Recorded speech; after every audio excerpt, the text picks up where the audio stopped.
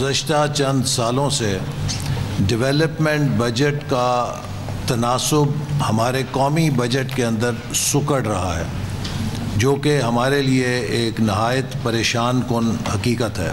हमारी डेवलपमेंट की एलोकेशन सुकड़ रही है, जिसकी बड़ी वजह यह है कि हमारे आधे अखराजात कर्ज़ों की अदायगी में जा रहे हैं।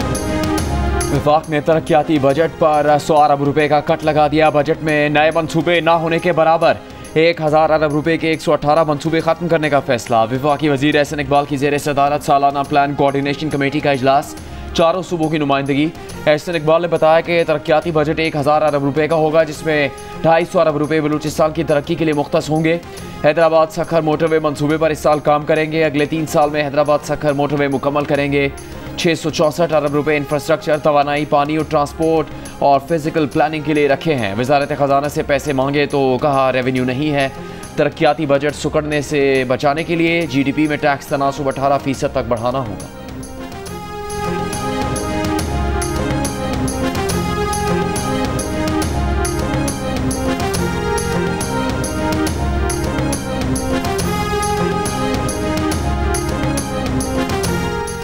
कैश लेन देन की हौसला शिकनी के लिए फी लीटर पेट्रोल की नकद खरीदारी पर 3 रुपए इजाफी लेने की तजवीज़। हुकूमत का डिजिटल अदायगियों को बढ़ाने के लिए इकदाम करने का फैसला।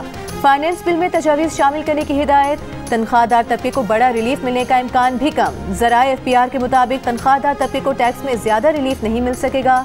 तनख्वाहदार तबके को रिलीफ देने की सूरत में खसारे को पूरा करने के लिए बचत स्कीमों और बैंक मुनाफे पर 2% मजीद टैक्स आयद करने की तजवीज़ है। नए बजट में नॉन फाइलर्स के कैश निकलवाने पर विदहोल्डिंग टैक्स 0.6% से बढ़कर 1.2% करने का इम्कान।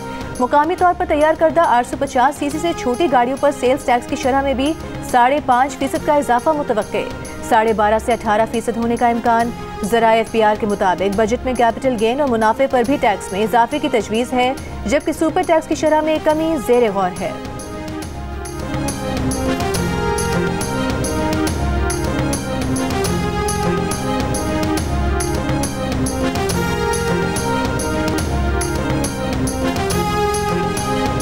वज़ीर आज़म शहबाज शरीफ का कहना है कि पाकिस्तान को मुआशी तौर पर मुस्तहकम बनाने में ज़रूर कामयाब होंगे।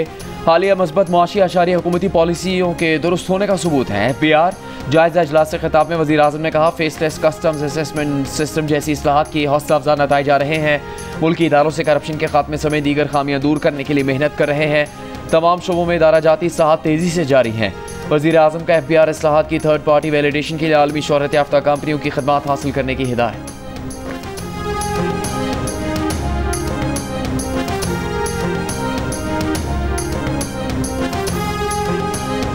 हम समझते हैं कि अमन तब तक नामुमकिन है जब तक कश्मीर का मसला हल ना हो।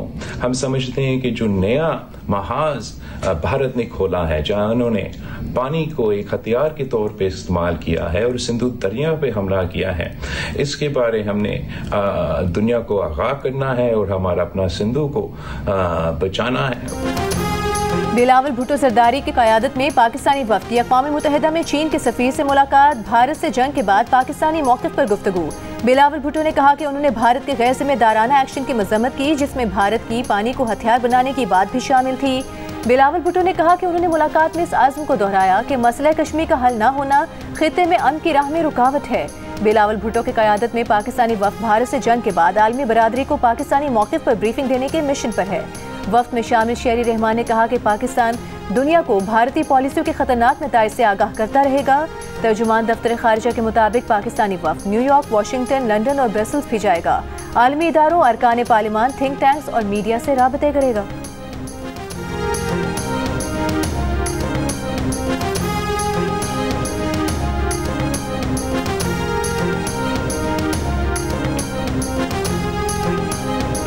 FPR को रवा माली साल के पहले 11 माह में वसूलियों में 1000 अरब रुपए से ज़्यादा शॉर्टफॉल का सामना। रवा माली साल के पहले 11 माह में मजमूई तौर पर 10,002 अरब रुपए की वसूलियाँ हो सकी। FPR ज़राए के मुताबिक रवा माली साल के पहले 11 माह में 11,024 अरब रुपए इकट्ठे करने का हदफ था।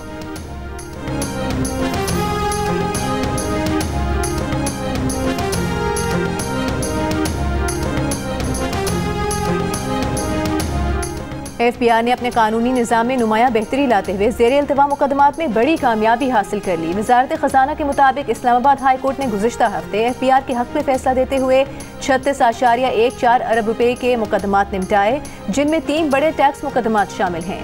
इस्लामाबाद हाई कोर्ट ने 26 अरब रुपए से ज़ायद की रिकवरी का फैसला FBI के हक़ में बरकरार रखा।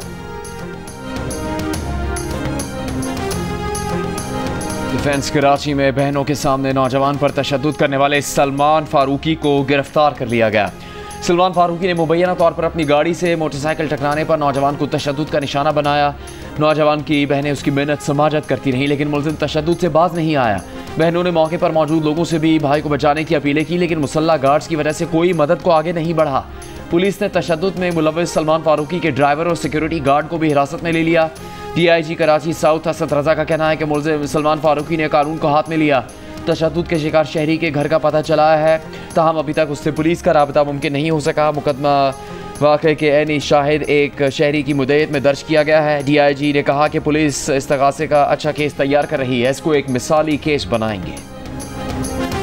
सिंध असम्बली की पार्लिमानी कमेटी बराए तवानाई के इजलास में अरकान असम्बली ने CEO के इलेक्ट्रिक मोनिस अलवी के सामने शिकायत के अंबार लगा दिए।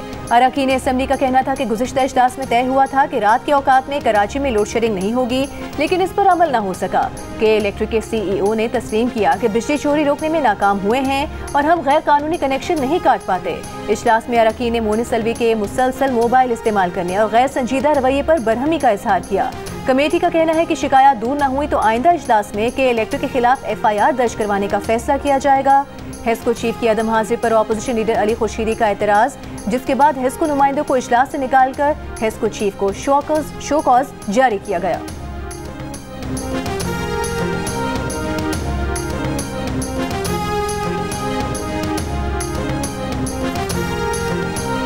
पावर डिवीजन में नेपरा का के इलेक्ट्रिक के टैरिफ में इजाफे का फैसला चैलेंज कर दिया। नजरसानी की दरख्वास्त जमा करवा दी। वफाकी वजीर पावर अवैस लगारी ने कहा, पावर डिवीजन सेक्टर किसी भी निजी या सरकारी कंपनी की नाअहली की हौसला अफजाई का मुतहम्मिल नहीं हो सकता। उम्मीद है नजरसानी का अमल शफाफ और मुनसिफाना होगा। ज़राए के मुताबिक पावर डिवीजन ने नेपरा को खत में लिखा कि इलेक्ट्रिक टैरिफ बढ़ाने के नेपरा के फैसलों से 350 अरब रुपए से ज़्यादा का इजाफी माली बोझ बनेगा। नेपरा बताया कि इजाफी माली बोझ के इलेक्ट्रिक सारिफीन बर्दाश्त करेंगे या वफाकी हुकूमत। नेपरा ने हाल ही में के इलेक्ट्रिक को फ्यूल कॉस्ट की मद में 41 अरब, नुकसानात के अलाउंस की मद में 71 अरब, लॉ एंड ऑर्डर मार्जिन में 99 अरब, नाकारा प्लांट्स की अदायगियों की मद में 62.5 अरब और डिस्ट्रीब्यूशन नुकसानात की मद में 21 अरब रुपए की इजाज़त दी है।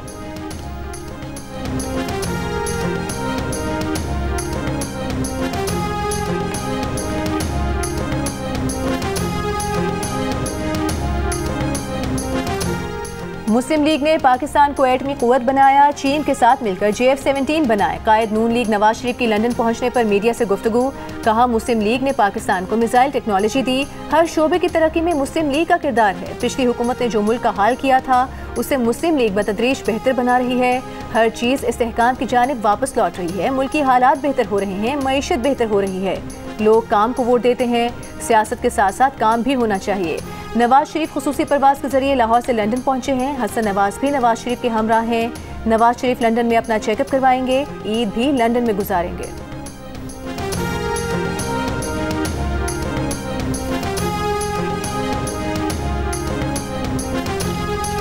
PTI के रहनुमा असद कैसर ने कहा कि समड़ियाल का इंतखाब PTI उम्मीदवार ने भारी अक्सरियत से जीता है। वफाकी और सूबाई हुकूमत के ताउन के बावजूद नून लीग कामयाबी हासिल नहीं कर सकी।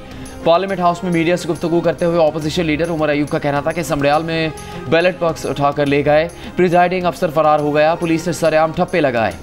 RO के दफ्तर को भारी नफरी के जरिए कंटेनर्स लगाकर सील किया गया। हमारे पोलिंग एजेंट्स को पोलिंग स्टेशन के अंदर जाने की इजाज़त नहीं थी। असद कैसर का कहना था कि हमारे MNA अब्दुल लतीफ़ चित्राली पर बेबुनियाद इल्ज़ामात लगाकर फ़र्द जुर्म आयद की गए। स्पीकर अयाज सादिक को तहफ़्फ़ुज़ात से आगाह किया गया।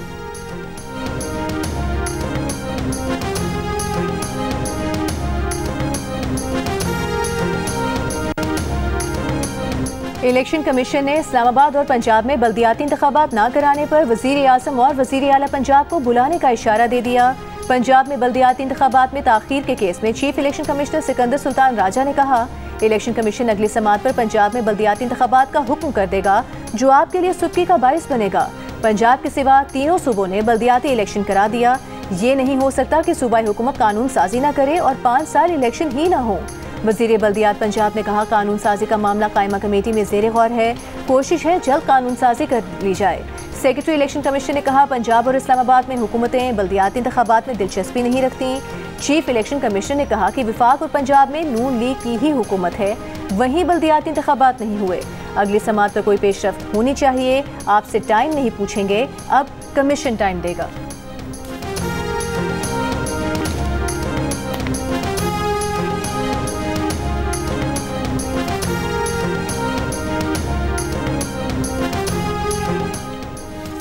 वज़ीर दिफा ख्वाजा आसिफ ने कहा है नरेंद्र मोदी पूरे खत्ते के लिए ख़तरा है, इससे किसी भी चीज़ की तवक्को की जा सकती है, वह दोबारा मुहिम जोई कर सकता है। हमने भारत के 7 जहाज़ गिराए और हम 10 गिरा सकते थे। जियो न्यूज़ के प्रोग्राम कैपिटल टॉक में गुफ्तगू करते हुए वज़ीर दिफा का कहना था कि जंग के बाद दहशतगर्दी के खिलाफ हमारा बयानिया मज़ीद मजबूत हो गया। ट्रंप की कश्मीर पर बातों से भारत को सख्त तकलीफ हुई, भारत के लिए हमारा पानी रोकना आसान नहीं।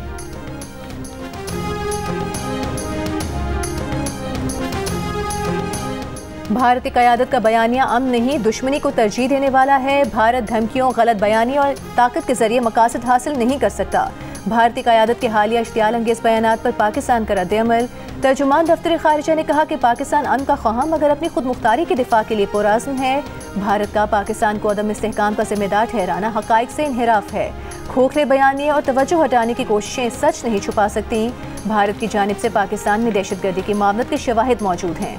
जम्मू कश्मीर का तनाज़ा खित्ते के अमन और इस्तेहकाम के लिए बुनियादी खतरा है। जनूबी एशिया में पायदार अमन के लिए संजीदगी, बर्दाश्त और मसले की असल जड़ को समझना होगा।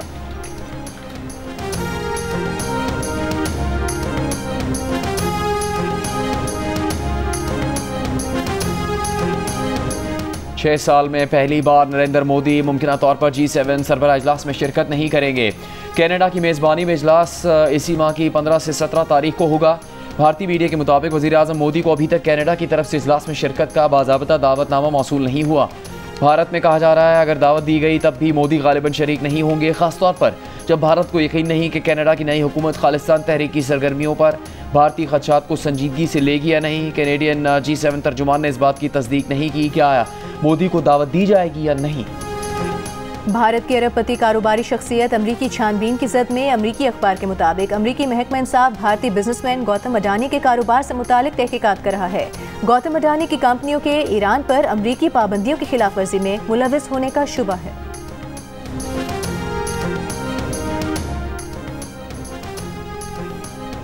सियालकोट में पंजाब असम्बली के ज़िमनी इंतखाब में मुस्लिम लीग नून की उम्मीदवार है अरशद वड़ाइच कामयाब। वज़ीर आज़म शहबाज शरीफ और वज़ीर आला मरीम नवाज़ की मुबारकबाद। मरीम नवाज़ ने कहा समड़ियाल के आवाम ने जिस एतमाद का इजहार किया उस पर पूरा उतरेंगे। आवाम खिदमत करने वालों और फितना फसाद फैलाने वालों को पहचान चुके हैं। अपोजिशन का धांधली का इल्ज़ाम। सेक्रेटरी जनरल PTI सलमान कमराजा ने कहा कि कल भी कौम का वोट चोरी किया गया है। जुर्म PTI के खिलाफ नहीं बल्कि आवाम के खिलाफ था। पंजाब में अपोजिशन लीडर मलिक अहमद बचर ने कहा कल पुलिस गर्दी और फसादियत की इंतहा की गई। हुकूमत ने धांधली की हिकमत अमली बदल कर बोगस वोटिंग का सहारा लिया।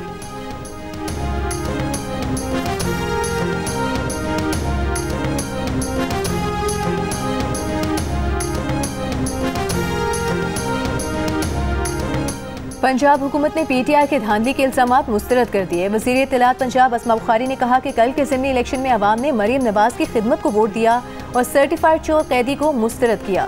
पंजाब की सीनियर वज़ीर मरीम औरंगज़ेब का कहना है कि समड़ियाल में अवाम ने नवाज शरीफ को वोट दिया। शहबाज शरीफ ने खिदमत की, हर जंग जीती, वोट भी मिलेगा।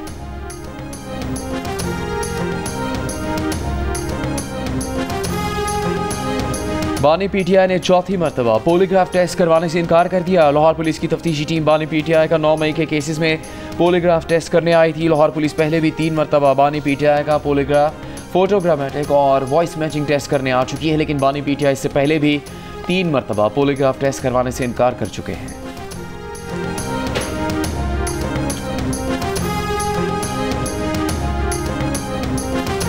वज़ीर आज़म शहबाज शरीफ बानी PTI के खिलाफ 10 अरब रुपए हर्जाने के केस में वीडियो लिंक पर अदालत में पेश। लाहौर की अदालत में हुई समाअत में बानी PTI के वकील ने वज़ीर आज़म पर जिरह की। शहबाज शरीफ ने कहा कि उन्होंने बानी PTI का जवाब दावा नहीं पढ़ा। वकील ने सवाल किया कि साबित करे बयान हलफी का पैराग्राफ 2 आपके दावे का हिस्सा है। शहबाज शरीफ बोले ये गलत है कि उनके बयान हलफी का हर लफ्ज़ गलत है और बयान हलफी झूठा है। अगर कोई बात या फिक्रा आगे पीछे हो भी गया है तो क्या फ़र्क पड़ता है। इस वक्त पैराग्राफ 2 के दावे के मंदरजात से मुताबिकत के बारे में कोई जवाब नहीं दे सकते। केस की मज़ीद समाअत 21 जून तक मुलतवी।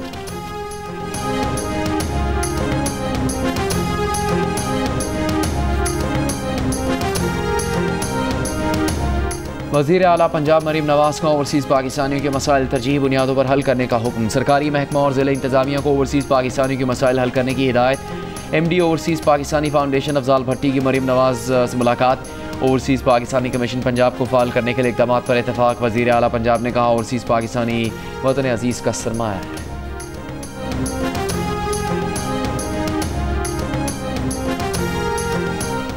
सिंध के सीनियर वज़ीर शर्जील मेमन का कहना है ख़वातीन को इलेक्ट्रिक मोटरसाइकिलें मुफ्त फराहम की जा रही हैं। सिंध में हर साल ख़वातीन को मुफ्त इलेक्ट्रिक मोटरसाइकिलें फराहम की जाएंगी। पीपल्स पार्टी ख़वातीन को बाइख्तियार बनाने पर यकीन रखती है।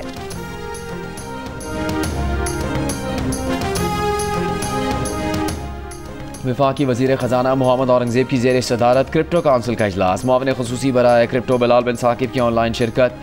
क्रिप्टो असासों के लिए जदीद रेगुलेटरी फ्रेमवर्क पर गौर किया गया। क्रिप्टो असासों के रेगुलेशन के लिए खुद मुख्तार अथॉरिटी पर मशावरत की गई। वज़ीर ख़जाना का हुकूमत के जदीद मालियाती निज़ाम के क़याम के आज़म का यादा। इजलास में क्रिप्टो के हवाले से तकनीकी कमेटी की तश्कील का फैसला किया गया। तकनीकी कमेटी मुजवज़ा कवानीन और फ्रेमवर्क पर काम करेगी। कमेटी की सिफारिशात अगले इजलास में पेश की जाएंगी।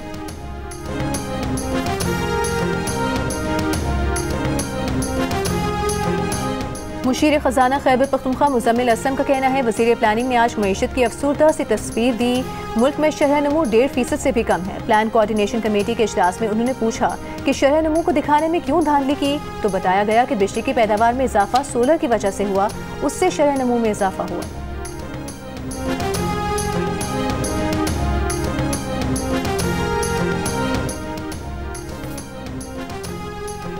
कराची के इलाकों लांडी और मलीर के करीब एक बार फिर जल्जले के झटके। जल्जला पैमा मरकज़ के मुताबिक शिद्दत 3.2 थी। जल्जले का मरकज़ कायदाबाद के करीब था। चीफ मेट्रोलॉजिस्ट समीर हैदर का कहना है कि कल शाम से अब तक मलीर, कायदाबाद और एतराफ़ में जल्जले के 4 झटके महसूस किए गए। जल्जले के झटके लांडी फॉल्ट रीजन में आ रहे हैं। फॉल्ट लाइन पर आज तक बड़े जल्जले के झटके नहीं आए। फॉल्ट लाइन पर आइंदा चंद रोज़ तक जल्जले के झटके महसूस किए जा सकते हैं।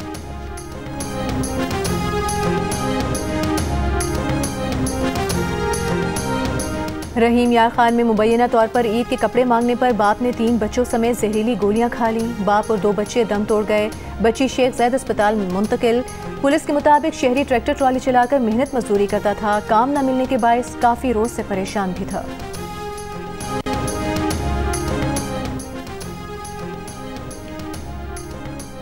बहावलपुर में भूख से दम तोड़ने वाली बुजुर्ग खातून की तदफीन कर दी गई, जबकि इंतकाल कर जाने वाली खातून की बड़ी बहन अब भी अस्पताल में ज़ेर इलाज। बच जाने वाली खातून के मुताबिक वो कई रोज़ से भूखी प्यासी थी। कमाने वाला कोई नहीं, भाई भी अरसे से लापता है।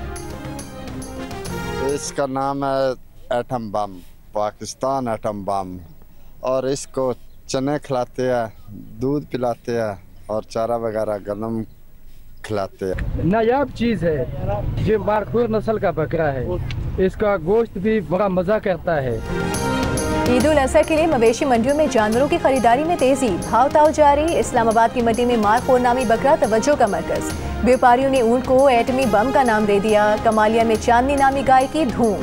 पेशावर की मवेशी मंडी में जानवर ज्यादा, खरीदार कम। लाहौर के इलाके कान्हा में जानवर तोल कर फरोख्त। हाफिजाबाद में छुरियां तेज करने और गोश्त बनाने के लिए औजार तैयार करने वालों का कारोबार चमक उठा।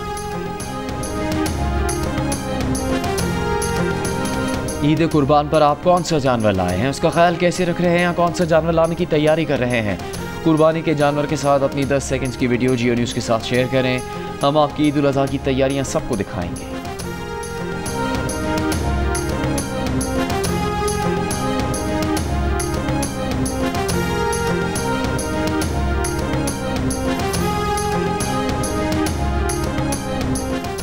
पाकिस्तान की फ़ज़ाई हुदूद 1 साल बंद रहने से एयर इंडिया को 50 अरब रुपए के नुकसान का तखमीना है। भारतीय एयरलाइन के CEO कैम्पबेल विल्सन का गैर मुल्की मीडिया को इंटरव्यू में एतराफ़। कहा फ़ज़ाई बंदिश से अब तक तकरीबन 1000 परवाज़ें मुतासर हो चुकी हैं। एयर स्पेस खुलवाने के हवाले से हुकूमत जो पोजीशन ले, एयर इंडिया उसके मुताबिक अपनी परवाज़ें एडजस्ट करेगी। गाज़ा पर इस्राईली फ़ौज के हमले जारी। इमदाद लेते अफराद पर भी बमबारी। सुबह से अब तक मज़ीद 40 फ़लस्तीनी शहीद। अक़वाम मुत्तहिदा के इमदादी मराकज़ पर इसराइली फायरिंग की तहकीकात का मुतालबा। इमदादी एजेंसियों की भूखे प्यासे फ़लस्तीनियों पर इसराइली बमबारी की शदीद मजम्मत। इमदाद की तकसीम के लिए आलमी इदारा ख़ुराक ने गाज़ा तक रसाई मांग ली। बरतानवी वज़ीर आज़म के स्टामर का कहना है कि गाज़ा की सूरत हाल बदतर होती जा रही है। इमदाद की फौरी और मुकम्मल रसाई यकीनी बनाई जाए।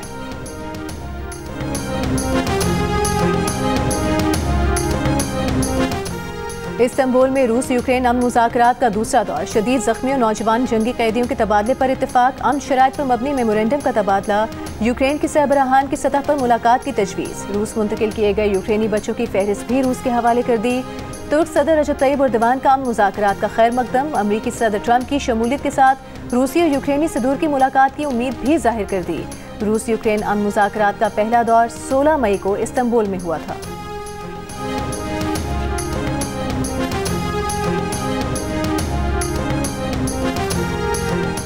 यूक्रेनी ड्रोन्स का रूसी एयरबेसिस पर बड़ा हमला। रूसी बमबार तैयारों को निशाना बनाया। यूक्रेन की सिक्योरिटी सर्विस SBU का दावा है कि रूसी फौजी तैयारों का $7 अरब का नुकसान हुआ। हमले रूस के अंदर सरहद से हज़ारों किलोमीटर पीछे एयरबेसिस पर किए गए। चैंपियन घर पहुंच गया। एशियन एथलेटिक्स चैंपियनशिप में जेवलिन थ्रो में गोल्ड मेडल जीतने के बाद अरशद नदीम मियां चन्नू पहुंच गए। शानदार इस्तकबाल, फूल निछावर किए गए। अपने शहर से घर तक ढोल की थाप पर स्टार एथलीट को फूलों की पत्तियों से रेड कार्पेट बनाकर घर तक पहुंचाया गया। अरशद नदीम ने घर में दाखिल होते ही सबसे पहले बीमार मां को गले लगाया, फिर उन्हें हार पहनाया, जीत का जश्न मनाया। अरशद नदीम के होम टाउन मियां चन्नू में जश्न का समा। अरशद नदीम उस दुकान पर भी गए जहां से जेवलिन खरीदा करते थे। जियो न्यूज़ से गुफ्तगू में अरशद नदीम ने कहा कि एशियन ओलंपिक्स में गोल्ड मेडल हासिल किया, अब दिसंबर में वर्ल्ड एथलेटिक चैंपियनशिप पर नजर है।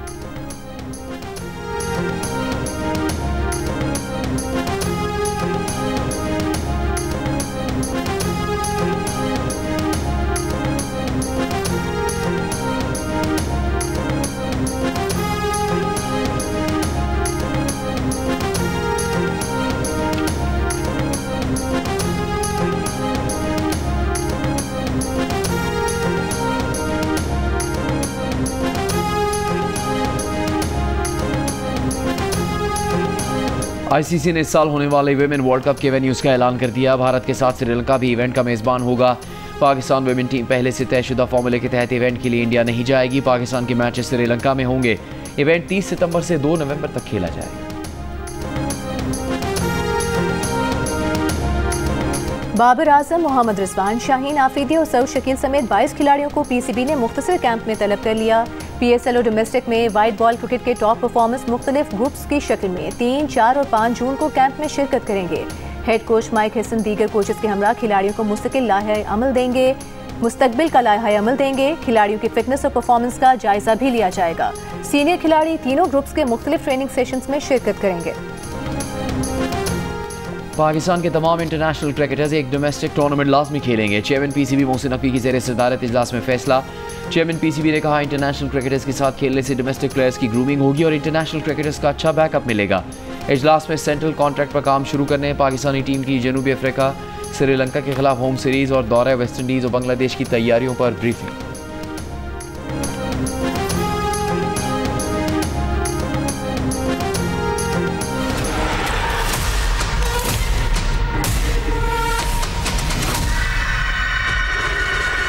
मुझे बहुत ही अच्छी लगी है and I am really loving it. हम सबकी जो राय है, just not supporting Faisal, supporting this industry कि ये मूवीज़ यहाँ बननी चाहिए, स्पेशली अब।